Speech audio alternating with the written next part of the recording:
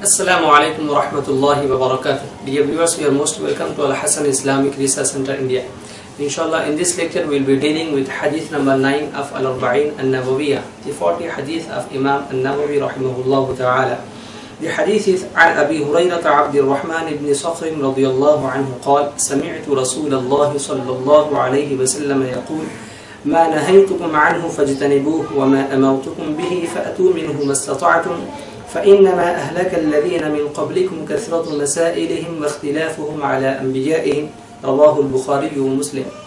It is narrated on the authority of Sayyidina Abu Hurairah Abdul Rahman bin Sakhr radiyallahu anhu. He says, I heard the Messenger of Allah sallallahu alayhi wasallam saying that avoid that which I forbid you to do and do what which I command you to do to the best of your capacity, because the people before you were destroyed only because of their excessive questioning and disagreement to the prophets. So it is narrated by Imam Bukhari and Muslim rahimahullah ta'ala. The narrator of the hadith is Sayyidina Abu Hurairah Abdul Rahman bin Sakhr radiyallahu anhu. Sayyidina Abu Hurairah radiyallahu anhu, who does not know this personality? He is well known in the history of Islam, in the history of companions, because of his largest number of ahaadith narrated by him. Because this personality, Sayyidina Abu Hurairah radiyallahu anhu, had transmitted the largest number of ahadith of Rasulullah sallallahu alaihi wasallam to the generations, and approximately 5,374 ahadith were narrated by him radiyallahu tabaraka wa ta'ala, and he comes at top of the list of the narrators of Rasulullah sallallahu alaihi wasallam. Sayyidina Abu Hurairah radiyallahu anhu was born 17 years before Hijrah, and he was died in 59th after Hijrah. Sayyidina Abu Hurairah radiyallahu ta'ala embraced Islam at the invitation of Sayyidina Tufail bin Amr ad-Dawsi, who came to Rasulullah sallallahu alaihi wasallam and accepted Islam, and he went back to his village and he started preaching Islam. And due to his invitation and due to his preaching, Sayyidina Abu Hurairah radiyallahu anhu as a result embraced Islam, and he joined Rasulullah sallallahu alaihi wasallam after the battle of Khaybar in 7th Hijri. And what happened?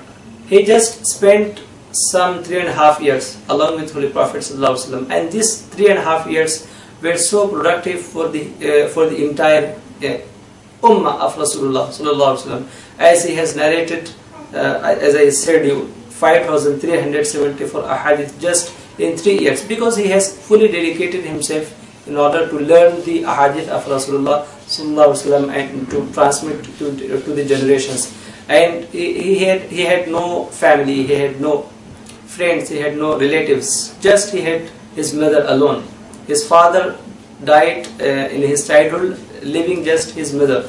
And Sayyidina Abu Hurairah radiyallahu anhu came to Rasulullah sallallahu alaihi wasallam in 17th Hijri, in 7th Hijri, along with his mother.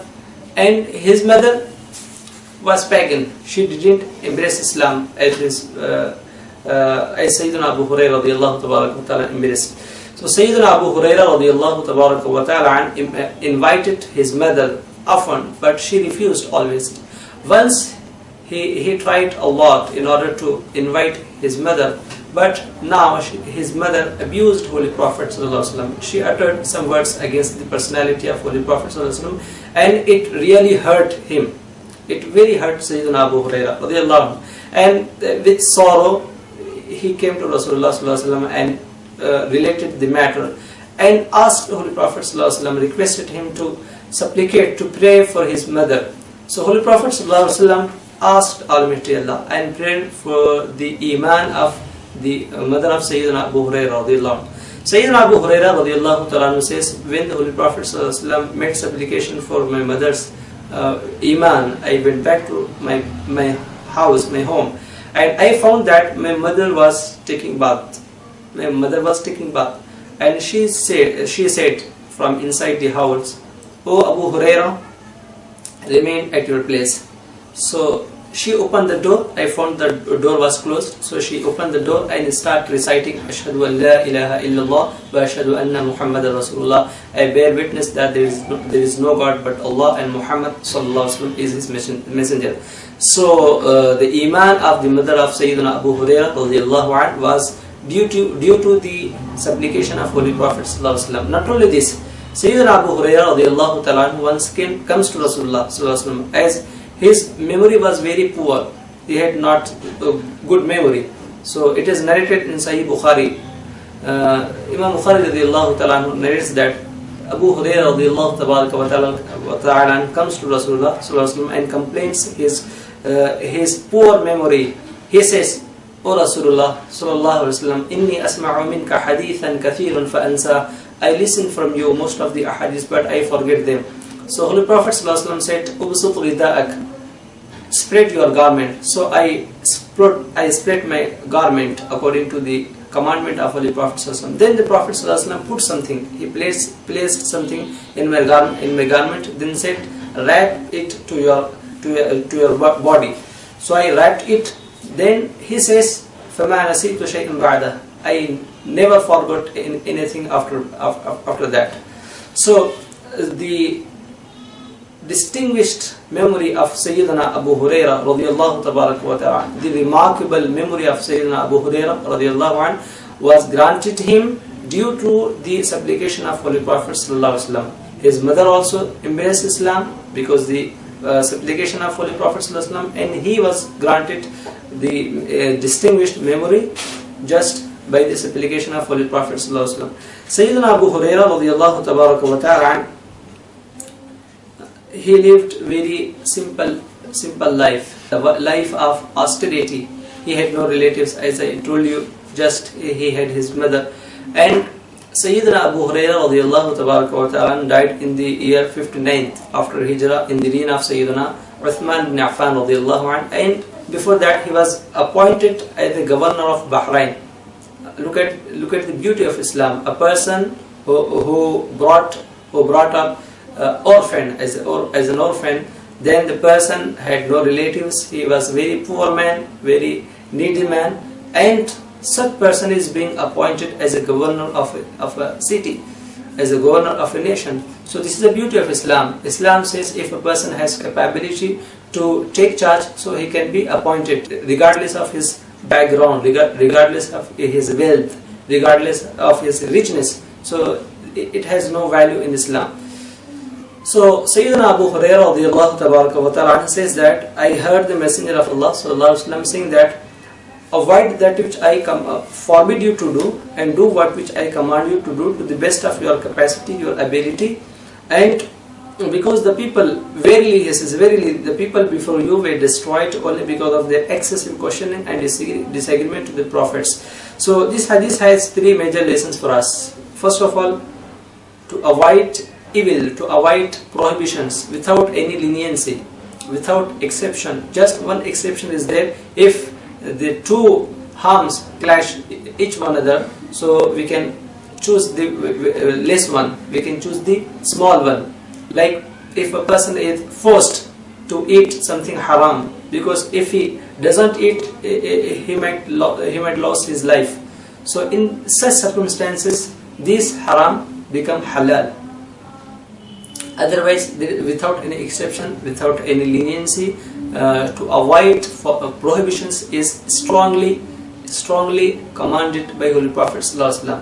And if a person, not only this, we listened to a hadith previously, Holy Prophet ﷺ not only commanded us to avoid haram, to avoid prohibitions, forbidden acts, but also he commanded us to refrain from doubtful matters. As he told Holy Prophet ﷺ, الحلال بين والحرام بين وما بينهما أمور مشتبهات لا يعلمهن كثير من الناس. What is halal is evident, what is haram is clear, and in between the two there are doubtful matters. Most of the people are not aware of.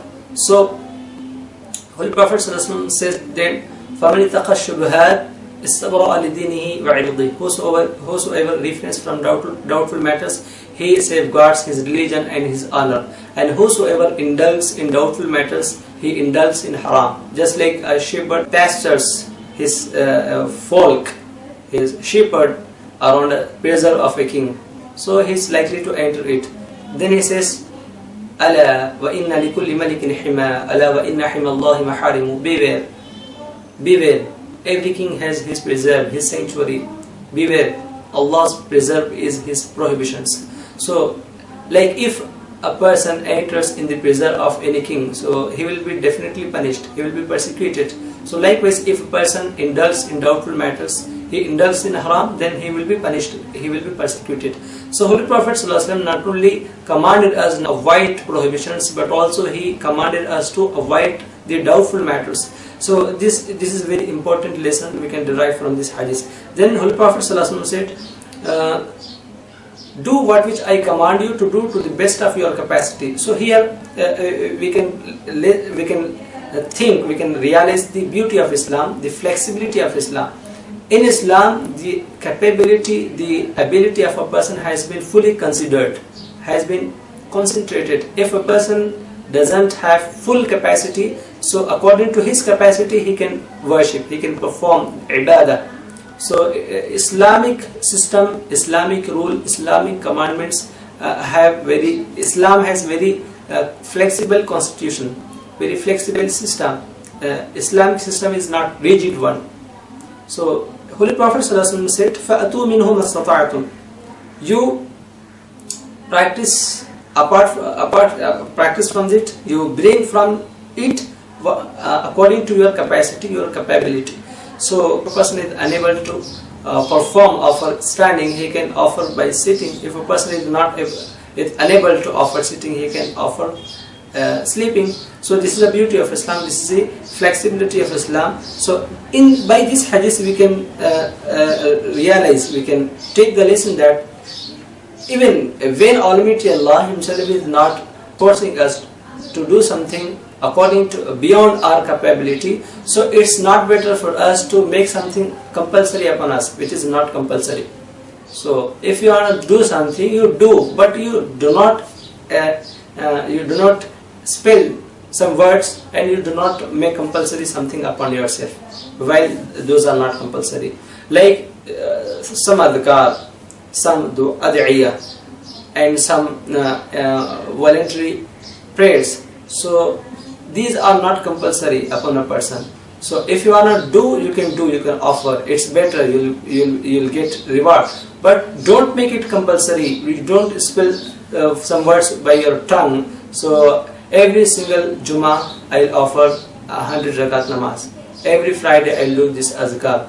So sometimes you might have not able to do, but since you have spelled some words, so it became compulsory upon you because you made something compulsory upon yourself. So if Almighty Allah is not making compulsory something upon us and He is considering our capacity, our capability, so it's not better for us to make something compulsory upon us, and likewise it's not better for us to make something haram upon us, and it's prohibited also. So this is second lesson we can derive from this hadith. And the third one is when the Prophet ﷺ said, the people before you were destroyed because of their excessive questioning and disagreement to the prophets. So to know this, to understand this better, it's better for us to understand the context of hadith, the background of this hadith.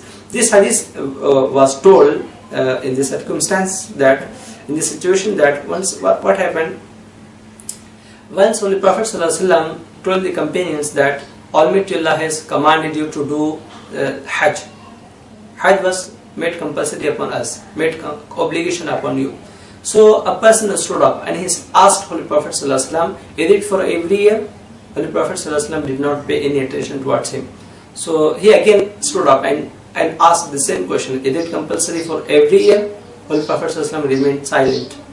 And he stood up again. So after 3 times Holy Prophet ﷺ responded to him, no. And he said, if I would say yes, it would have been made compulsory upon you, and you would not be able to do that. It would become very hard for you.